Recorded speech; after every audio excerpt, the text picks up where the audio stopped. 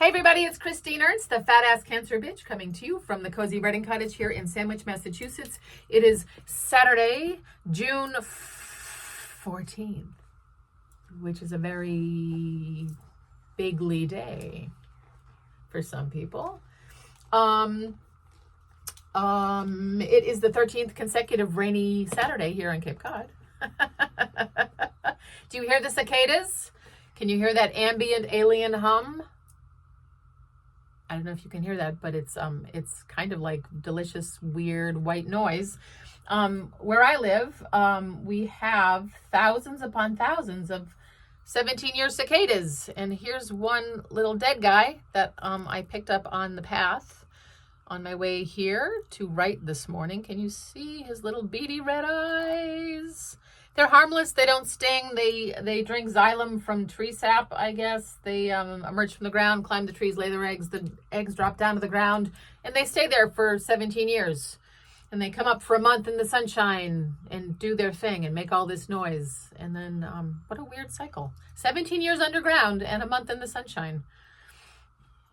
Anywho, maybe you saw the strawberry full moon on Wednesday, which was luscious. Did you feel its big, pink, juicy energy, which may or may not propel you to a protest today?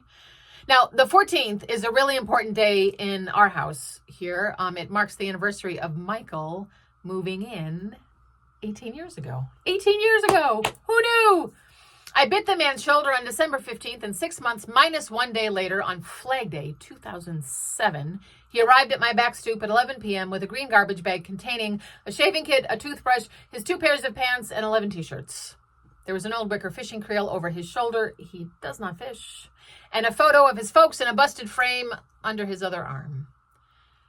I had just cleared the dessert dishes after a late supper with dear friends Shannon, God rest her soul, and her husband Leif.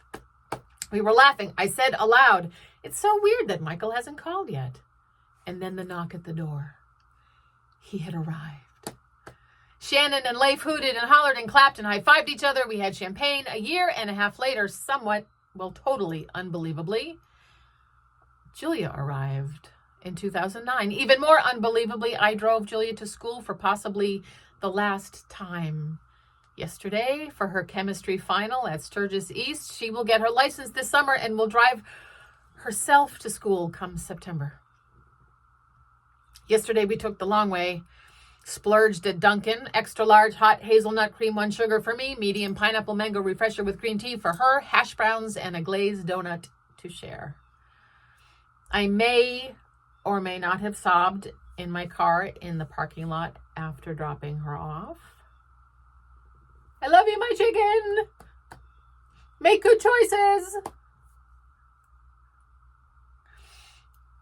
Anywho, when Julia was 2 and Marnie was 16, Michael and I married in 2011. And here we are in 2025. I am 58. He is 72.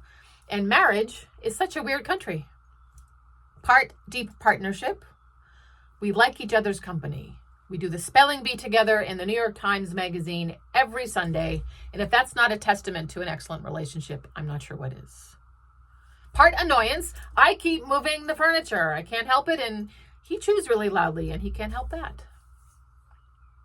Part fun. We are very good at making each other laugh, and thank God for the cats. Part division of labor. I cook and decorate. He does the dishes and goes to the dump. Part alone time. My writing cottage, his sculpture studio. Part together time, hot tub, highly recommend. And part pure, unflinching flex. A recent date night involved the removal of a tick from my husband's left flank. L'amour, l'amour. I'm a lucky woman, and I will celebrate that today, among other things. But did you also know that June 14th is also National Knit and or Crochet in Public Day? It's National Bike Naked Day. It's Pop Goes the Weasel Day, whatever that means. So, of course, I looked it up. The tune dates to the 1600s, which is all I learned from the very long, very, very boring Pop Goes the Weasel Wikipedia page. But it is also World Gin Day, National Strawberry Shortcake Day, International Bath Day, and the 116th birthday of Burl Ives. So maybe today, after we gather and make some noise, after we march for Pride, perhaps, after we do not attend a parade in DC, maybe after we burn some shit down, after we donate to a cause or make a pot of soup, or after we plant some seeds or meditate or pray, or after we hug our kids, our dogs, our cats, our neighbors, each other, or after we remove ticks from our significant others' behinds, or do whatever we need to do to take good care of ourselves and our beloveds, and also prevent a sadistic gasbag fascist from anointing himself king of this great nation. We should all have a nice martini and a slab of strawberry shortcake in a bubble bath and sing Burl Ives' classic, The Little White Duck. Quack, quack, quack. I love you, my chickens. Make good choices.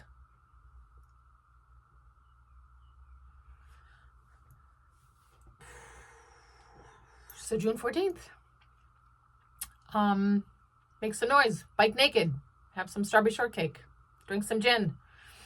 I saw a great meme last night because a lot of people feel like pressured to protest, and not everyone is comfortable doing that. But this was a sort of a Dungeons and Dragons kind of meme, or Ren Fair sort of meme. Welcome to protesting. Choose your class. You can be a fighter and march in demonstrations. You can be a tank and put your body between the vulnerable and cops' attacks. You can be a rogue. You can flood snitch lines with false reports and K-pop face cams. You can be a healer, provide medical support and supplies to protesters. You can be a bard. You can spread the word and help members of the community keep up their spirits and mental health. You can be a chemist, provide food and needed supplies to communities targeted by police and agitators. You can be a wizard, use your technical skills or your platform to help keep lines of communication open and inform people. You can be a support caster, perhaps most importantly, keep your allies strong by donating money and or time to bail funds and protest orgs, etc. No matter your skills and resources, there's a class for you to play and a role for you to fill. I could not find an attribution for this meme, but maybe I'll find it and post it in the comments. Do what you need to do, and keep the faith. If you're just making a pot of soup to keep your family fed and healthy today, that's your work. But I really hope some of you go bike naked.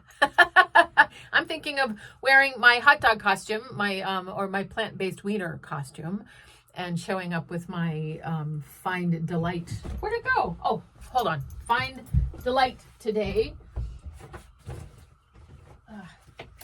I moved it because it's maybe gonna be going in my car. Find Delight today. I need a better stick than this ruler. I hope you find delight today. I hope you find delight tomorrow. I hope we all fuck Donald Trump.